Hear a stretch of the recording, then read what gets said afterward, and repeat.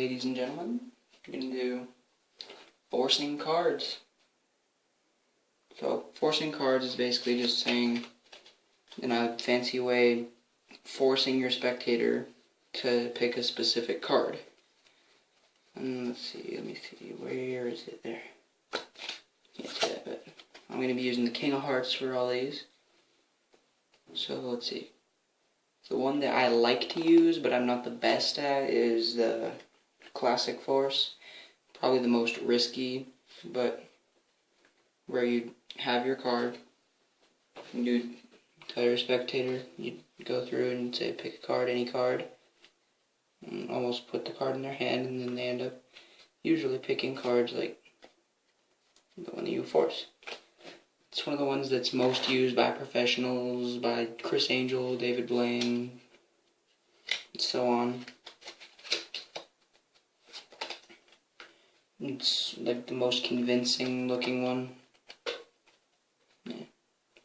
But the way you do that is just wherever your card is, have that somewhere in the deck.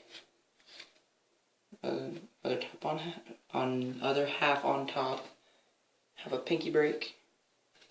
So you have your break, and then start going through. Then tell your spectator, pick a card, and try and just basically practice it and time it so that you get to that card about the time that you say that. And a problem with this one, but it's not always necessarily a problem, but the thing with this one is you always have to have a backup plan if the force doesn't work. If they pick the card next to the one you're trying to force, you're not just going to be like, okay, pick a new one and try again. You just got to go into something else. Excuse me. Yeah. So that one, it's real convincing and all, but yeah. Let's see, I'm trying to remember what this one's called. I believe this one's called a Cull Force, but I can't remember. But where you'd have your spectator touch a card, not pick one. So they touch this one, square it up, and there's their card. There's their card. And that one is,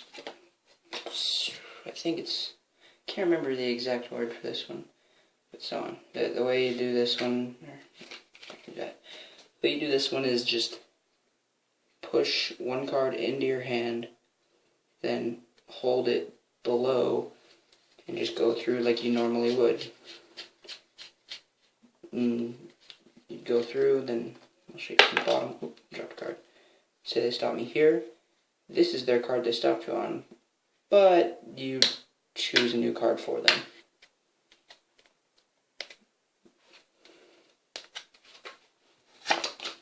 Okay, let's see what else. Hindu Shuffle Force. That one is ancient. You take your card from the bottom and just pull off packs, put them in your hand, and just continuously do so, and have your spectator tell you when to stop when they feel so. No, just went through them all. But I'm going to go through that and just say, tell me when to stop. And say stop here. Your card. Here, 1 second. So yeah, the way that one works. Oh no, I lost my card. Oh, whatever, I'll do it with the 6 of spades. You just have it on the bottom, and you just peel off small packs from the top, and just put them in your hand as you go. And continuously do that. When they tell you to stop, you just flip over this pack. Just do it a bit more discreetly. Don't just be like, stop, this is your card. The way I usually do it is be like, alright, so here's your card.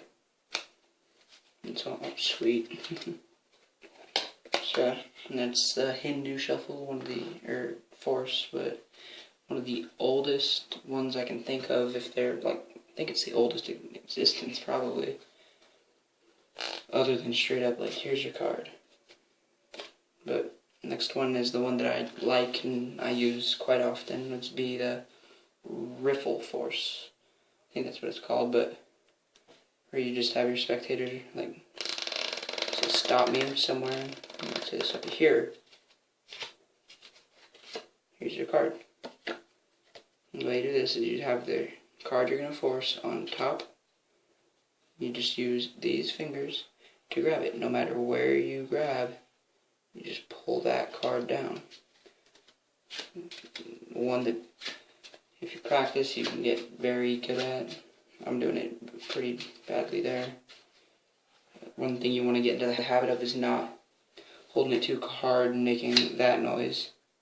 'Cause nothing's more suspicious than just like, okay, let me pull the cards apart, and that just doesn't work that way. You just gotta very lightly grab it, and either way it'll make some noise most likely. So just practice it. If you're at the right angle on that one, it's so convincing. Like, it looks like I'm just cutting the deck. Even angles like here, but still on top. What else? Oh, probably the easiest one there is be you have your card on top that you want to force, and tell your spectator, cut the deck somewhere. So they cut it, so you just put this pack on top. So okay, so that means that this is your card. One that it blows my mind that people do not catch it, but you know, just works. Where you just cut it so that card's there. Put the pack that was on the bottom, like so. And that one works pretty well, surprisingly. Yeah, I think that's all I'm going to cover in this video. Can't really remember anymore. Oh wait, one more. Where you just have a card. Say, tell me when to stop. Say, stop me here. Like, okay, so here's your card. Wait, what? Oh, here's your card. Messed up that break. Here, no, I didn't. Yeah, so, yeah. Works better if you have it on here and break below it. No matter where they stop you. So if you stop me here, the real card they stop me on is the Queen of Spades, but because your break, there, just peel it off there. Do it discreetly, don't just like, you know, just doesn't work. The way I usually do it is like so, but I don't use that one often. Like, the two most convincing in my opinion would probably be classic. So they go through, pick that card,